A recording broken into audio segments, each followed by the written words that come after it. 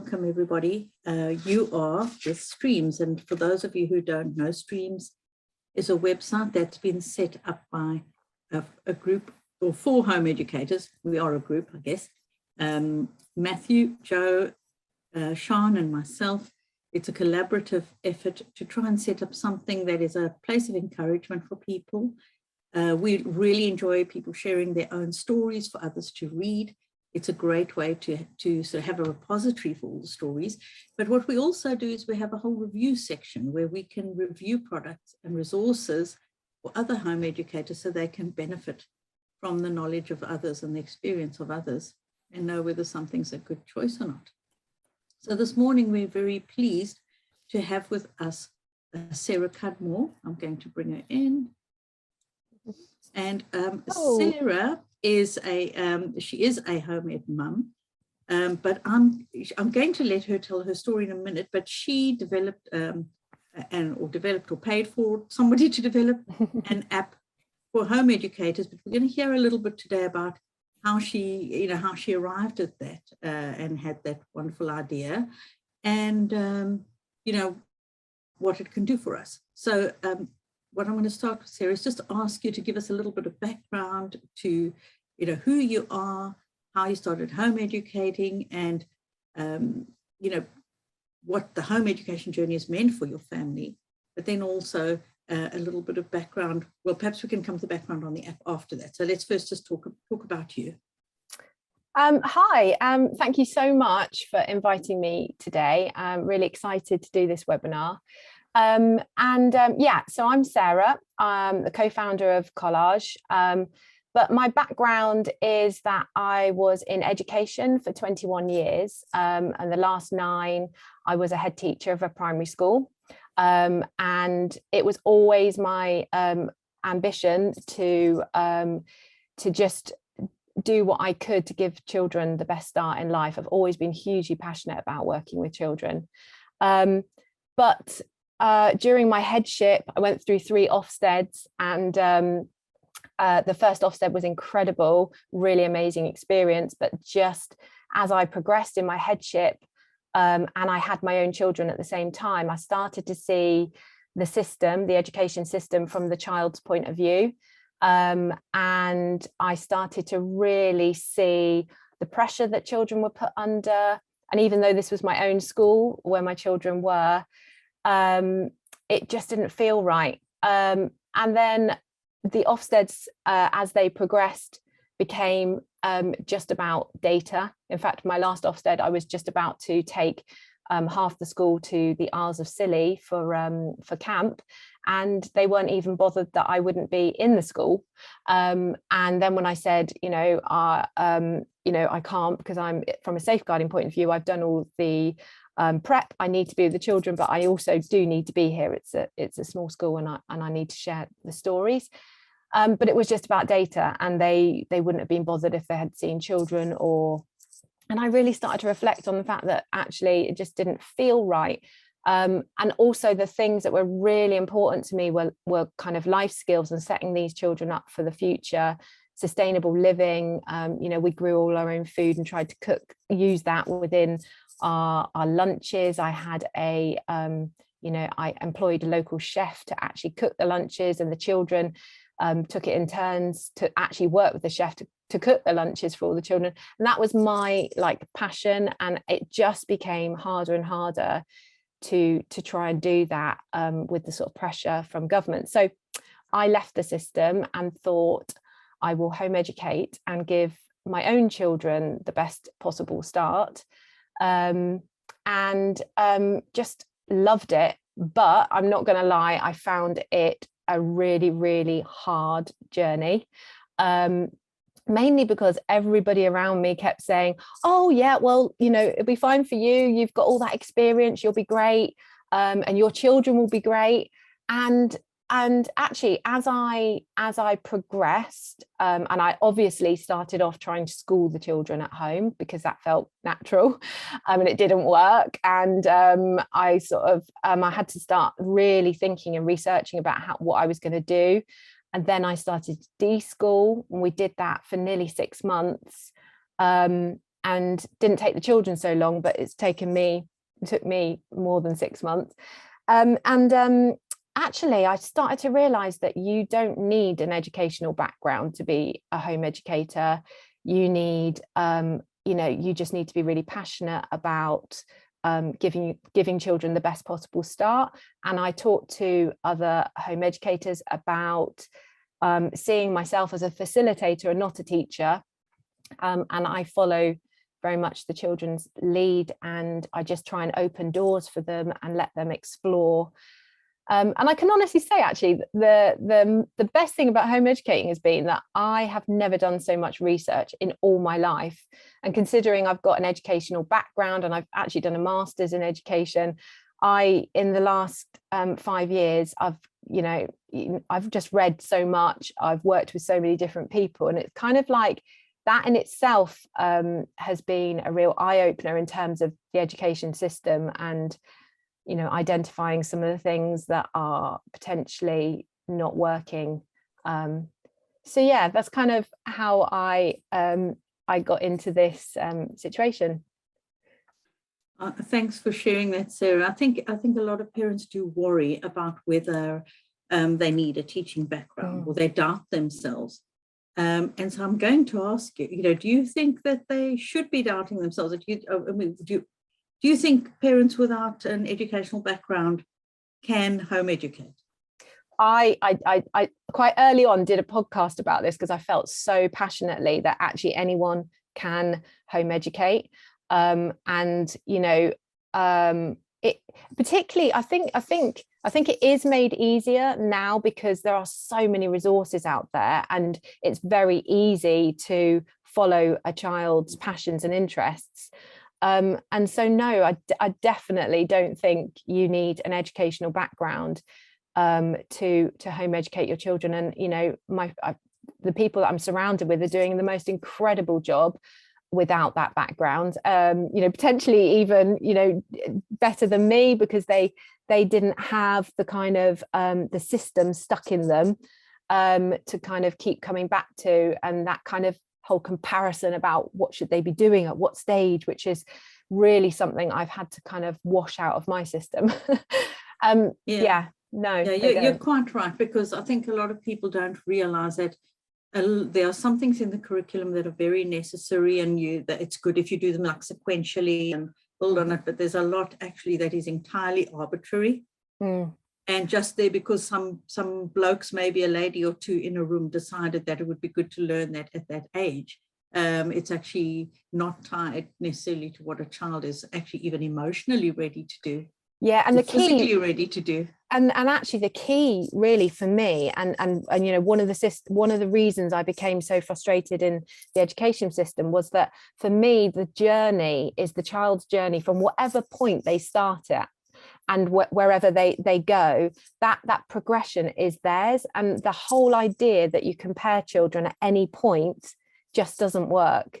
And that's something the education system used to do, that in more, take more account of children's individual journeys, but it has become something that's just so compared that it doesn't work for children. Yeah, and actually our theme at Streams this month is trust. I think that to me is so important. One of our things at Streams is we want to equip parents to trust themselves. We want to kind of give them the confidence to trust themselves and to trust their children, to trust that natural ability that children have to learn. But I digress. And I think it is important to bring that in. No, I absolutely agree. Trust. Yeah. And trusting in yourself and your gut feeling. And I think you've created even bits within the app, and we'll come to that, where that trust can actually come into it, the trusting the child and so on. So we'll bring that in a bit. So Sarah, now let's talk about your app. Your app is called Collage, and it's an app for home educators. And I would like you to kind of just tell us a little bit about how you came upon this idea and your journey to bringing out the app. Yeah, so quite early on, actually, in my home education journey, I just became really frustrated with the fact that I had so much, so many. I was collecting everything on my phone. I actually didn't realize when I first started the journey that you didn't have to inform the local authority that you were home educating. And obviously one of the first things I did coming from the system was inform them. So I already had in the back of my mind that I would be at some point having some kind of discussion with them. So initially I started thinking, okay, I need to make sure that I just collate some of the things that I'm doing. And then I'm very used to, because in the early years in education settings, they use like some products to ensure that there's communication between the family and the home in accordance to what the children have done that day. So it does come naturally to me to collect learning experiences. And I just got so frustrated. I was looking actually for some writing. My son really struggles with writing, and he'd produced some bits, and I was trying to sort of look back and think, how can I help him a little bit more? Why does this look so much worse than I thought it was in the summer? So I was trying to really kind of unpick that, and it was just too hard. I literally had hundreds of photos. And so I started to look for a product that I could then upload to. And I considered creating computer files and doing all of that. But, actually, us home educators don't have a lot of time. And the thought of kind of sitting down and, each day or once a week trying to put all of that stuff in files became just too laborious for me. So I investigated similar products and couldn't really find anything. And then I investigated with some local startup business support, creating one myself, and hence Collage was born. Yeah. Sorry, I'm just going to come back in type next to you here. So, I mean, it must have been quite a job though, because you've created an app, and I know from experience that that's not a cheap or easy step to take. No. So you must have had quite a bit of thought going on about jumping in and doing something like this. Yeah, I'm quite a visual person, so in terms of like designing the app, that wasn't so tricky for me. Financially, I did end up putting all my life savings into it, but really because when it started to develop, I could really see how helpful it could be. So I kind of took a little bit of a risk in that sense. But and in hindsight, if I'd gone back and thought or realized the journey that I would have gone on in terms of creating it, I might not have done it, because it has been really, just starting up a business while you're trying to home educate is really tricky. Yeah. Yes. And doing it slowly, because my passion was about being with my children, so it was like evenings, early mornings, weekends. Yeah. But I'm pleased with what I've produced, and just using it myself just feels feels great. So yeah, it's ever evolving, so I would say these things can't stay static. No. Can they? And I need to ask you, because I'm curious about how you decided on the name. Yeah, so my business is actually called Homegrown Learning, which I really love, because it just sort of says what it is. But I actually had a few ideas for products and things that I wanted to do, and so decided to sort of call it something different. We came about Collage after kind of months of testing out names and thinking about it. But I love the idea for me with Collage is that it is a collage. It's a collage of their life, of their experiences, of their learning, all kind of coming together, overlapping. So that's kind of how the name came about. Okay, now what I'm going to actually do is just hand over to you for a bit to talk about the app, to show. I know you wanted to do a live demo and to show what it can do. And then we can, hopefully some of our attendees will put any questions in the chat for you to answer. And we also have a wonderful giveaway from Sarah. So we'll talk about that a bit later as well. And that giveaway, let me just say, is you have to be two things. You have to be here right now, and you have to be a member of Streams.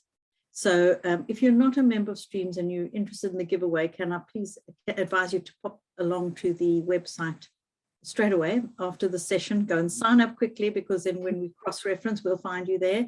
And I will ask Joe Sweetland to just to put the link in the chat for you, so that you can do that right after the session. So Sarah, I'm going to hand over to you and let you talk about, just go for it. Tell us everything about your app. Okay, so so basically it's a mobile first technology, and it's a web app. So you won't find it in the App Store, which some people have talked about, but actually supposedly you'll get less glitches and all sorts of things with having a web app. So I won't go into the complexities of that, but so you can have it on your mobile phone. And just at the end of this, when I've stopped screen sharing, I'll just show you my mobile phone, because you can upload an icon and you just literally click on it, and it is just like using a regular app. So I'm showing you obviously on my desktop today. I would say that like 95% of our customers use their mobile phone. And you know, when you're busy, it's because it's there, it's handy. If you're taking a photo, you can upload it instantly. So but the app doesn't look any different. It's just a bit a bit different in terms of shape. So when you log in, you get your family name, whatever you call yourselves. You can upload a little image there, and then you have the dashboard. So this is the dashboard, and obviously I've got my two children here. And then I've got two that I use, you know, for demos, just to show examples of fictional children. Yes, Barry and Safi. So what I'm going to do is I'm going to show you how I would upload something, and I'm going to show you the report function. But before I do that, just when you get to put in your user. So you can give them any name, and you know, we don't collect any data or anything about names, so you can nickname or whatever. You also have the option to give them a photo, and you will have seen Finn's gone for his Star Wars theme, and he loves updating that quite regularly, whereas Kiki quite likes her little cute picture of when she was little. So when you put their name in, you put their date of birth. The reason you put their date of birth is because depending on which tracking method you choose, it will use the date of birth to pre-populate things. So if I just talk about the national curriculum first of all, so if you choose the national curriculum categories, you are then uploading against the subjects within the curriculum. And so putting the date of birth in will then pre-populate. So if we put just changing this just to show you. So there you can see it's pre-populated where that child would be if they were in school. Now, the beautiful thing about this is that we all know that they, you know, they're not always where they should be. Sometimes they're a bit above and sometimes a bit below. So you can manually change that at any point during the year, according to where you think your child is, because we're creating a personal learning journey. And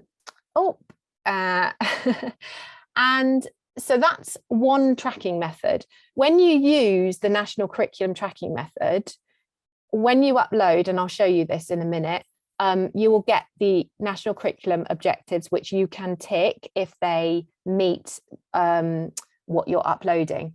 But you don't actually have to upload against the national curriculum objective. So sometimes I might just upload to science, or I might just not go into the objectives. It might just be that I want that image to just sit in science. The other two categories, the other two tracking methods are tracking by custom categories And now this one is just perfect if you're self-directed education or you are unschooling. So you can create with your child, you can create your own subject headings here by creating a new category. You can have as many as you like. And you can delete them, you know, if you don't, you know, sometimes you make a category and then after a few you think, oh, actually, I don't know, I think I'll change it. So you can kind of delete that. And you just need to go in once you've created a category and add them like so. And then you've got tracking by categories. Now that gives you the option of all the national curriculum objectives, subjects, and then you can also create your own category as well. So you can update and change that at any point. So then if we go to Finn, for example, so then on Finn's little dashboard, you can see these dials. So the dials give you a percentage of what percentage of the objectives have you met. So you can see that for art, it says key stage 2, so that's over 4 year groups, and there's a little bit of explanation if that doesn't make sense to you, but he's actually completed all of those objectives, and I can keep uploading to them, that doesn't really matter. The only reason that this is quite useful is that if you are not religiously planning but you are following the national curriculum, it can help you to see any aspects that are not being covered, so it can help you in that respect. If you're unschooling or following, you know, the other tracking methods, the dial will just show you how many you've uploaded, and that can be useful from the respect of, you know, thinking about broadening children's experiences and what you, if they're self-directed education, and what you might want to offer them. They might not want to take that up, but you know, it's maybe you're looking and it's all quite heavily sort of focused on arts, and you might think, actually I want to offer them the chance to kind of experience some science-based things, you know, anything. It's just potentially quite good to think about it like that. So let's go to capturing a learner, something that, so on your mobile or on the desktop, there'll be this little plus button, and that you just click on that and then you can upload a file. So I'm going to upload just for, sorry, just can't see. There we go. And then you get the chance to give it a title. I'm not being very exciting because of this is just a quick demo, but I'm just calling it cooking, could be independent cooking, whatever you want. And then it's got the date there. And the reason we put that in is because some families do like to just sit down once a week and backdate things. So that gives you that option. I can change the child, but I uploaded that to Finn. And then, so cooking, if you're following the national curriculum, would be under design and technology. And then some of the national curriculum has subheadings. So this would be cooking. And I can write some notes here, like Finn created his own menu to cook. And there you can see the objectives come up down the side, which he's already completed the objectives. So I'm not too worried about that, but maybe one of those would be relevant and I would tick it. Now, the nice thing about this is that we all know that children's learning isn't kind of in silo in terms of one subject. And so actually, in real terms, if you follow me on social media, you will have seen Finn decided at 5 o'clock on Tuesday evening that he was going to cook a meal for the family, and he literally did bring a piece of paper and he had designed this little menu. So actually I might want to upload that to writing as well. So you can click on here and I can go save and load. So that will load to the design and technology subject, but I can also put in here English writing, and I can keep that. I don't have to change the notes. I would go through and see if any of them meet the criteria, and I can save and upload. And oh, I meant to just click save there. So I'll just show you what it looks like when you just save. So and then that will be so if for example with Barry, who has chosen different tracking method, so we'll do the same one, I think, although did I change it?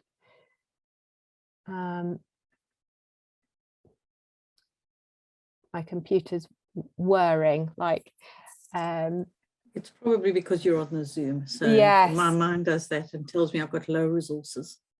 So let's just say independent writing.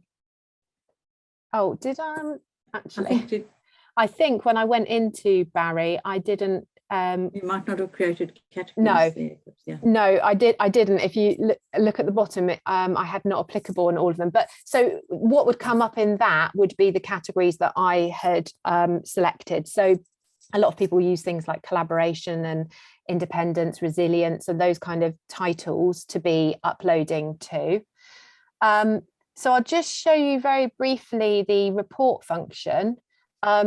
I don't actually really like the terminology report. So, but I know that some people kind of use that when they're thinking about sending things to the local authority, which, you know, is obviously choice. So I prefer to think of it like as a journal. In fact, what we're creating here is a learning portfolio. So if for Finn, for example, because he's using the national curriculum in this example, I would, in fact, if you've chosen whatever tracking method you've chosen, the right report selection will come up. So obviously, because I've got demos and stuff on here, I've got access to, so this report is for the other tracking methods. And actually, if I did Safi, so if I did Safi, for example, I could choose which bits of the report of the journal I wanted to have, and then I can create a report. Haven't got, I deleted Safi's stuff, so I'll show you Finn, and I'm just going to show you design technology, but you can choose as many subjects and create a sort of a termly or a monthly report. Now I just need to, so then you would put in the date selection that you want to make the report from and to. Now obviously the only thing with this is that if you've got videos on there, they won't show as a report because obviously they don't work. So I tend to not include them if I'm downloading it as a PDF. So then I would just view the report, and in real time, there you'll see there's the design technology, the objectives he's completed and those he hasn't, and then literally a chronological report of what he's done in respect to design technology with all my notes next to it. That looks fantastic, actually. And I'm just thinking, you know, what are the different reasons people might want to report? Yeah, so for me, initially why I attached it to the app is because I wanted my children to have a keepsake of, you know, a bit like when they're at school, they might get an end of year report. The value of that, I'm not sure, but you know, they have something that kind of goes through them, and you know, we laugh about, don't you, when we go back and we think about that. But for me, we were doing such lovely things, and I just felt like if I could, you know, compile a little thing that goes in their treasure chest and they can look back. And we also use it, so I do a termly, and we look back termly and discuss, the children talk to me about what they've done, what they've enjoyed, what they would like to do, you know, or experience next. So it's a good opportunity to, you know, get them to really feel that ownership of their learning and sort of see progression in their own stuff. Yeah, and I think the thing is that if you do have I always feel like if the local authority is asking for information, they are obviously, they may make conformal inquiries according to the law, but obviously you don't have to send in everything. So you've got the option there to not include photos and everything. But I quite like the way, you're showing this is what they've done. So for a parent who's a bit stuck, and I would say that as a parent, I wouldn't necessarily like download the whole report and say to the local authority, you could download it and then cut and paste the bits you want to include, or just for your own, write it your own way. But it's a way of collecting the information. And I think often we don't feel like we've accomplished much. No. We feel like if we're just living life, doing life. And for me, having home educated over 23 years, eventually I was hardly educating at all. We were just doing stuff. Yes. Yeah. And if you had to ask me what the kids had done, I wouldn't really be able to tell you. No. But if you've got a way of this and of doing this, and I would like to maybe bring in here is that you've handed over the ownership almost to your child, haven't you, to your older child? Yeah. And naturally, actually, I am looking for kind of a little pilot group of if there's any children that I don't put an age on it, but if there's any children that feel they're ready. My son obviously is very used to me capturing their learning, and they now say to me when something's of real value to them, they're like, can you put that on Collage? And so and that's really lovely, that's really exciting. Well, I find that really exciting. But recently my son has asked if he can upload to Collage, so I have given him access. So he is uploading his own little bits, which is, and it's really fascinating to do that and to see what they value, because that is sometimes different to us. If you don't mind me just going back a tiny bit to you were just talking about the local authority and the kind of sending in reports. Obviously, because I am registered to the local authority, I did actually have I've had one connection, yes, and I actually didn't send them a report, but and asked for a Zoom meeting. Although they might have been intimidated the moment they knew you'd been a head teacher and might have just like, we'll go back to our box then. So I did a Zoom meeting with them, which was very short and sweet, and I just showed them as a shared screen some of the things that the children have been doing. So you don't have to be using. No, I mean the reason we prefer to advise for a report is just because it protects you in terms of if anything's discussed verbally. You might not have the record, and you might find that things are taken out of context or misinterpreted. No, I wonder how in writing, it can't be misinterpreted. I wonder how they would feel if you asked just to record that, because well, you can actually ask, but they may not, and it is very much dependent on your local authority. Exactly. Yes, that's huge. We have some really local authorities that really have a lot of mission creep and overstep that line, and I feel like the balance between parent and authority is really important, that we maintain a proper, respectful balance and only provide what the law requires us to. So the reason we normally advise a report is just so that you actually have a written record that can't be misinterpreted should things go wrong, because some local authorities it is inclined to go wrong, as we've recently heard. And the other thing about Collage, which I kind of haven't really mentioned, is I am trying to say to home educators that sometimes when we think we've got to be capturing their learning, and whether that's in a home educator's head that they feel that they've got to show the local authority because maybe they did register and didn't understand that, that feels really onerous, and that feels like another job to do, and I think when it feels like that, you are less likely to kind of commit to uploading. And actually I've been talking to colleges recently about Collage, and home educators, and they're really excited by the prospect of not all home educating children do take GCSEs, or it's not even, you know, we know it's not easy for them to even access that.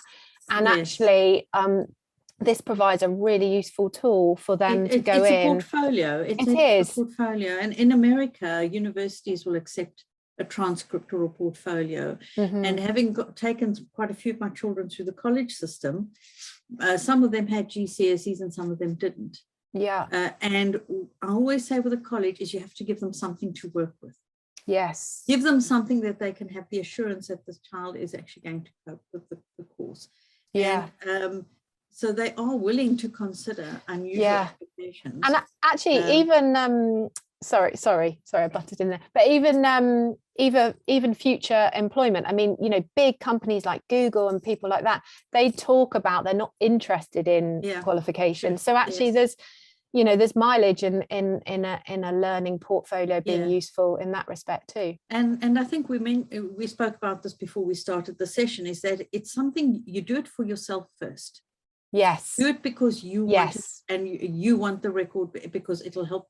Perhaps as a parent, you want to be able to see, monitor progress, but you're doing it because you want to do it, not because somebody else is demanding you do it. And I have to say, like, I know from experience, is often when you do look back and you go back, you actually realize just how much you have accomplished. And that gives you the confidence that, oh, actually, I'm on the right track.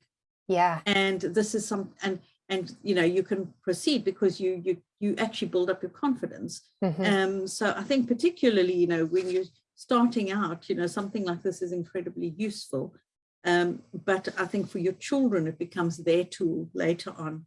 That they can use to help them move on to where they want to go. So I would say, you know, do it for your own reasons, not for somebody else's reasons. And that's definitely going to make life easier, I think. And you can choose later on how you know, if you use that in other ways, but it is your app, it's not. And because one thing I'd absolutely hate to do is see local authorities insisting everybody does the same thing. Because it's easier for them, you know. No, absolutely. I totally agree. Everyone's personal journey is different, and we all use things differently. And they need to get used to it. That's the way it is. That's the way we are. Absolutely. So what I'd actually also like you to talk a little bit about your pricing. And that kind of thing. So it's the first 30 days is totally free with no upfront payment, and then we do keep people's accounts open for a short period of time because, you know, people are still considering things, but it's $5.99 for the first user a month, and then it's $3.99 for additional users. I am just about to restructure the payment system, so I will be probably in the next 3 or 4 months looking at an annual subscription, which will obviously have a discount with it, and a family subscription. But at the moment, that's the current pricing. Okay. So is there, before we move on to anything else, is there anything else you want to show us on the app? No, not on the app. I would like to talk a little bit about capturing learning, because I don't know if that's relevant now but just wanted to say, really, I think some people's sort of anxiety around kind of doing something like this is feeling a bit unsure about what to capture, and I guess that's made slightly more difficult if you are unschooling or are kind of using a more organic kind of method of home educating. So what I always say to them is capture what you see, and obviously you will know your children so well that you might see them doing things. So for example, my son is like heavily into Lego and I observe him with his Lego, but I'll often see little tiny bits of progress that I can see in how he's like suddenly connected a motor and he's making a moving part, so I will capture that. But yeah, just not to be frightened about what you're capturing, and also not feeling like, because I'm actually going to be doing a little bit of I've been doing a bit of research and a bit of a course on capturing learning and looking at play, because I think when they're playing, it feels more it's so much more kind of abstract. They're in their world, and it's sometimes quite hard to capture in that sense. But really, if you can get into a habit of like capturing what you see and really taking time to allow children to, you know, we all struggle a little bit with this, but it's when you're present with your child and they're really talking to you about what they're doing. Those are the kinds of things that you can capture. So it doesn't always have to be a photo or video. Sometimes you can just go in there and write some notes about what your child was telling you. But yeah, just trying to capture what you see can be quite a helpful thing to bear in mind. Yeah, it does sound like it's fairly flexible. And I've had a question which kind of fits in here. If your child is using a different platform, such as Khan Academy or Doodle Learning or one of those, you know, how would you record that information? You know, is there a way to connect it, or would you just say they've accomplished this in? No, so I've had similar questions from people who use like some of the, what is it, the booklets, CG something or other, the little CGP. Thank you. Yeah. So and said, you know, but actually with that, with like the booklets, I would just take a video. I would literally flick through the pages and take a little video just showing how the pages, and I would just simply upload that to maths. And so like with Khan Academy, you know, if I don't know Khan Academy that well, but if they get like a review page, or you get like an email that says, oh, they've done this and this week, I would capture that and just upload that against a subject, similar to like those programs like IXL. They often have like they do a little report, a single subject report, and you can, I don't know if you can download that. Can you link it as a file? Could you? Yes, as a document. You can upload as a document. You can upload a document. Yeah. Yeah. So yes. And screenshots, I guess. Screenshots. Yeah. Yeah. Yeah. And Matt, does that answer your question? Feel free to speak up and add to that. Shall I stop sharing? If you don't need to anymore, then sure, that's great. Back in the room. And I'll come join you here, just so you don't feel all alone. Yes, in that big screen. Yeah.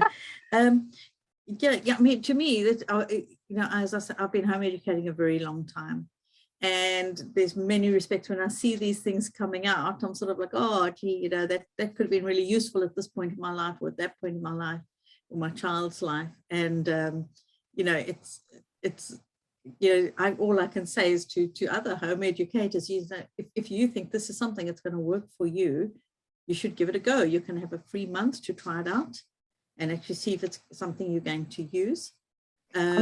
Also, it might be worth sort of chipping in and just saying, I have got, you know, I'm obviously, as I'm a home educator, I really value connecting with other home educators. So I've got like, I've got an armful of really fantastic people using it who, you know, constantly give me feedback or ideas. So as we develop little features on the app, they all come from kind of customers' feedback. So yeah, if you do want to try it and you do want to feedback, please do, because you know that's how it's ever evolving.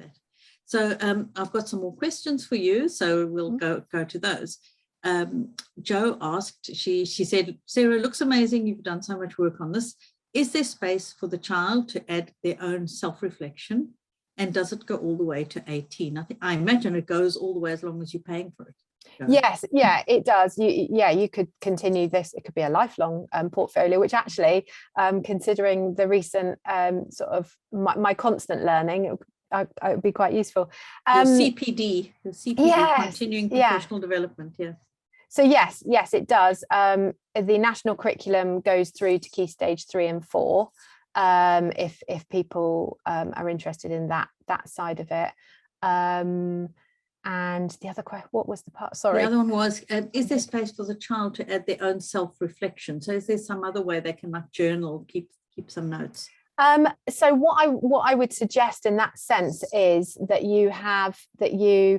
so if you choose the national curriculum where I didn't point that out, but there is a subject called miscellaneous, and I use that for sort of doing review, sort of chatting to the children. I record the review conversation that we've had and put that in. And obviously if you're creating your own categories, you could actually just create a category that was just about self-reflection, or whatever you wanted to call it, and enable your child to upload images or videos of them talking about their own journey into that. I am looking at doing a sort of an overview page where you can sort of talk and reflect on the sort of methods that you're using and why you're using them, and things that are so you kind of create a bit of a resource, like the kind of educational philosophy kind of yeah part of it. Yeah. And someone said to me that they'd find that really useful as well, recording all the books that they've read. So I think that could be quite flexible. Resources actually, because I know that we often advise when people send a report to the local authorities to list all your resources. So you could actually say, this is what we, I used a sewing machine, and I used a cooker, and I used all of those things. This is what the child has access to, so that might be useful. Okay, Natalie has said she's a home educating mum of 3 in London, and she thinks the app looks really great. They love using tech in their learning and of course recording. What are the main differences with Tapestry? Are you familiar with Tapestry? Yes, I am. Yes. Hi, Natalie. Thank you for that. So I guess some of the my ideas for the app came from using Tapestry. So my school, we use Tapestry. There's something else called Too Simple, very similar. So what are the differences? So Tapestry, as far as I know, doesn't go the full age range. And Tapestry is more about a two-way system between with the parent with the with the school. So it's kind of it's different in that respect. It's quite different in its layout and its outcomes. So this is really specifically the main differences, for home educating. Yeah. And then she said, can you link 2 or more learners on the same task you're recording? Thinking here of family style learning when several children participate in the same task. Now, I'm going to respond and I say that you could probably record for each child the same task. Yes, you could. Yeah. But if you recall back to the demo where I went down and I put add another subject, I didn't make it very clear there, but actually in that button, it says save to additional subject / learner. So if I uploaded that cooking demo and wrote the notes, but I wanted to just have that same thing go in like Kiki's file, I would press that button and just change the learner to Kiki and then press it again, and it's gone into both sets of learners. Yeah. And for that matter, I guess you could add a separate learner, family learning, and just any group stuff. You could just if you really wanted to. You could, although you would get charged as another learner. So of course, you probably don't want to do that, but you could, if you're creating your own categories, you could have a category that's just family learning, but you would still need to do that button at the bottom, and you just click save to additional learner and then change the learner and save again. So but it just means you're able to make sure the same information can be assigned to everybody, really, if you wanted to. I hope that answers your question, Natalie. But yes, she's very happy with that, and she's definitely going to look at it and try it out, and that's really good. Because personally, I mean, I'm always it's really fun with these resource webinars because I'm so impressed by everything I see, and so proud of what people are doing and developing for the community, because we're growing up as a community. We used to be a small a community with very limited resources, and look at us now. This is fantastic. It's growing in power. It's like a wave, really, isn't it? You know, even before COVID, home education is really growing in this country, and it's continuing. So it's a really positive thing, and we're coming of age, really, you know. And you know, I think the thing with the recording, though, it's always for you first. And I think, you know, it would be nice if the local authorities realized that it's actually not about them. And it's actually about us and our children, whether we're happy with where they are. Because we have their interests at heart. You know, we don't want children. And I always joke and say, I don't want children still living with me at 35, living off me at the age of 35, because I haven't equipped them for work and for life. It comes back to your word of trust, you know, so you're talking about trusting, you know, the parent trusting themselves and trusting the children. But actually, if the local authority could just trust that no parent is going to want their child to not access learning, you know, then actually, if the trust was there in the first place, the conversations would be very different, wouldn't they? Yeah. I do normally qualify and say no caring parent, because sadly, the world we live in is not perfect. No. And there are many children who do suffer, but I would generally say amongst home educators, the majority of home educators have nothing but their child's best interests at heart. And you know, it's we need to support one another, and you know, just try and keep that balance. But I think the app looks amazing. You know, I'm totally impressed. If anyone wants to speak up, oh, Matthew did have a question. He said, what happens at the end of school's career when you stop recording and therefore paying for the app? Can the child still have access even after the payments stop? Yeah, so at the end, like if I guess if you decide to terminate it at any time, you can download everything that you have put into the app, and that becomes yours. So would you need to download it? You would need to, because from a data protection, we can't keep that. And actually, the minute you say you want to delete it, we have got several reminders, but actually that data we don't keep that data. It goes straight away. A good question about the data.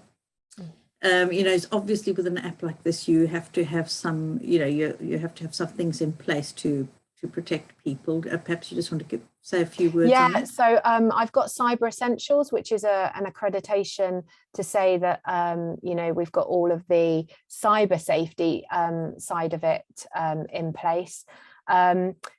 It's probably best to read the policy, but no one has access to your account. So even if you had some kind of technical issue, we can't access your account without your details. So it is really tight, because it's, you know, because of the nature of having children's images and things like that on there.